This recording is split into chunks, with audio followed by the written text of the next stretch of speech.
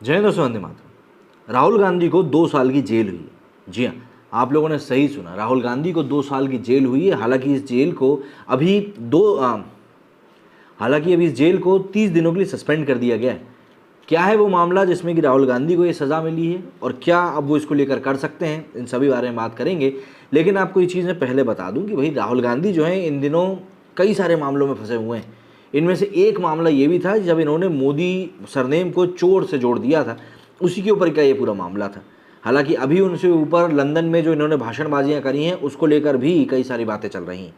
अब ज़रा जान लेते हैं क्या हुआ है आज का मामला। और सबसे बड़ा सवाल तो यही है कि क्या जेल की सज़ा होने के बाद राहुल गांधी संसद के सदस्य रह जाएंगे या नहीं, ये भी एक बड़ा सवाल है। जानेंगे इन सभी चीज़ों के बारे में और क्या था वो भाषण, वो भी सुनते हैं। मोदी सरनेम मानहानि केस में सूरत की कोर्ट ने राहुल गांधी को दोषी करार देते हुए उन्हें 2 साल की सजा सुनाई।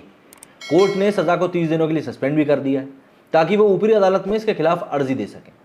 2019 के लोकसभा चुनाव प्रचार के दौरान राहुल गांधी ने मोदी सरनेम पर टिप्पणी करते हुए कहा था कि सारे चोरों के नाम मोदी कैसे हैं। सूरत की सीजेएम कोर्ट ने सुबह 11 बजे फैसला सुनाते हुए राहुल गांधी को दोषी करार दिया। सूरत की सीजेएम कोर्ट पहुंचने पर राहुल गांधी को दोषी करार दिया गया। इसके बाद कोर्ट ने राहुल गांधी से पूछा कि आप कहना क्या चाहते हैं। राहुल गांधी ने कहा कि मैं तो हमेशा करप्शन के खिलाफ बोलता हूं, मैंने किसी के खिलाफ जानबूझकर नहीं बोला, इससे किसी को नुकसान भी नहीं हुआ। सूरत की अदालत ने कहा कि मोदी के सरनेम वाले बयान पर 2 साल की सजा है। माना जा रहा है कि राहुल के वकील अब उनकी जमानत की अर्जी देंगे। कोर्ट ने साथ ही साथ राहुल को जमानत भी दे दी। कोर्ट ने इसके अलावा सजा को 30 दिन के लिए सस्पेंड भी कर दिया है। 2019 में राहुल ने पीएम मोदी को लेकर दिया था बयान। गौरतलब है कि राहुल गांधी इस सजा के खिलाफ उच्च अदालत जा सकते हैं। कोर्ट में हुआ क्या, तो देखिए, मानहानि के केस में कोर्ट में पेश होने के लिए राहुल गांधी आज सुबह सूरत पहुंचे थे। वो 11:15 बजे सूरत की जिला एवं सत्र अदालत पहुंचे। इसके बाद कोर्ट की कार्रवाई शुरू हुई, जहां पर कोर्ट ने इस मामले में फैसला सुनाते हुए उन्हें आईपीसी की धारा 504 के तहत मानहानि का दोषी करार दिया। राहुल गांधी के खिलाफ मानहानि का ये मामला 2 धाराओं 499 और 504 में था। आईपीसी की धारा 504 में दोषी पाए जाने पर 2 साल की सजा का प्रावधान। अभी कोर्ट ने राहुल को दोषी करार दिया है, लेकिन सजा का ऐलान नहीं किया है। इससे पहले जब राहुल गांधी सूरत पहुंचे तब एयरपोर्ट के बाहर उनका पोस्टरों के जरिए स्वागत किया गया। सूरत एयरपोर्ट पर कड़ी सुरक्षा के बीच वो बाहर निकले और 8वां कोर्ट के लिए रवाना हो गए। राहुल गांधी के स्वागत के लिए सूरत में कांग्रेस ने बड़ी तैयारी करी थी। राहुल गांधी जब एयरपोर्ट से बाहर निकले तो वहां उनके स्वागत में शेर हिंदुस्तान के पोस्टरों से स्वागत हुआ। कुछ पोस्टरों पर लिखा था कि कांग्रेस नहीं झुकेगी।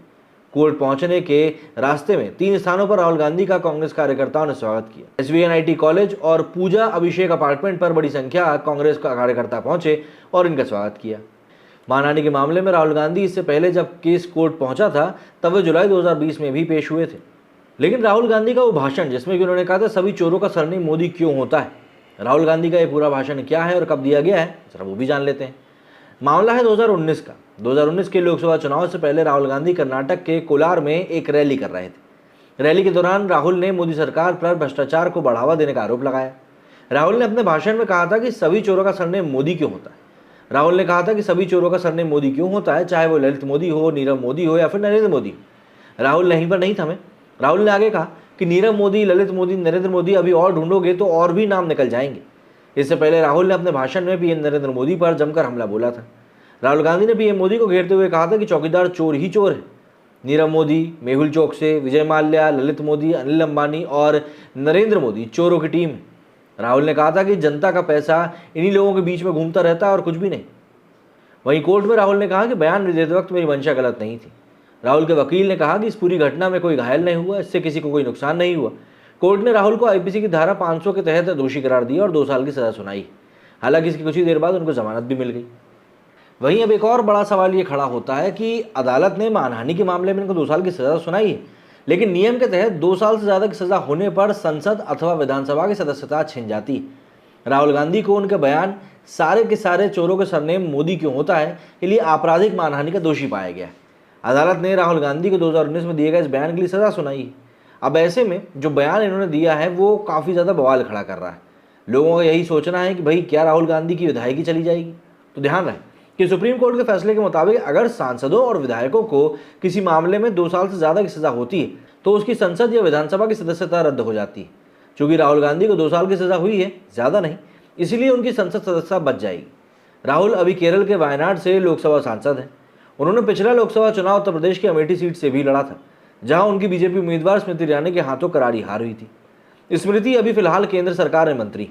बहरहाल राहुल गांधी अपने लंदन के दिए बयानों को लेकर भी घिरे हुए हैं। उनसे माफ़ी मांगने जाने की भी बात की जा रही है और इसीलिए संसद का कामकाज ठप है। इस बीच सूरत कोर्ट में सज़ा का ऐलान उनकी मुश्किलों में इजाफा ही करेगा। बीजेपी के राज्यसभा सांसद सुशील कुमार मोदी ने राहुल गांधी के लिए सज़ा की मांग करी। उन्होंने कोर्ट के फैसले में कुछ देर पहले ही कहा था कि राहुल गांधी ने चुनाव से पहले सारे मोदी चोर है का बयान दिया था। इस बयान के बाद से मोदी सरनेम वाले रखने वाले कई लोगों ने उनके खिलाफ मानहानि का मामला दर्ज कराया है। वहीं केंद्रीय मंत्री किरण रिजिजू ने कहा कि राहुल गांधी जो भी कुछ बोलते हैं उससे सिर्फ नुकसान ही होता है, उनकी पार्टी को तो नुकसान होता ही है, ये देश के लिए भी अच्छा नहीं है। तो ऐसे में राहुल गांधी के पास अब हाल फिलहाल में ये कह सकते हैं कि 30 दिनों का समय है। इन 30 दिनों में वो उच्च न्यायपालिका में अपनी जो पिटीशन है या अपना जो भी कुछ मामला है वो दायर करा सकते हैं और उसके बाद पुनर्विचार की बात कर सकते हैं। अगर ऐसा नहीं होता है तो राहुल गांधी को फिर शायद 2 साल के लिए जेल में भी जाना पड़े। आप क्या कहना है इस बारे में कमेंट करके जरूर बताइएगा। मेरे वीडियो में उतना ही। जय हिंद, जय भारत।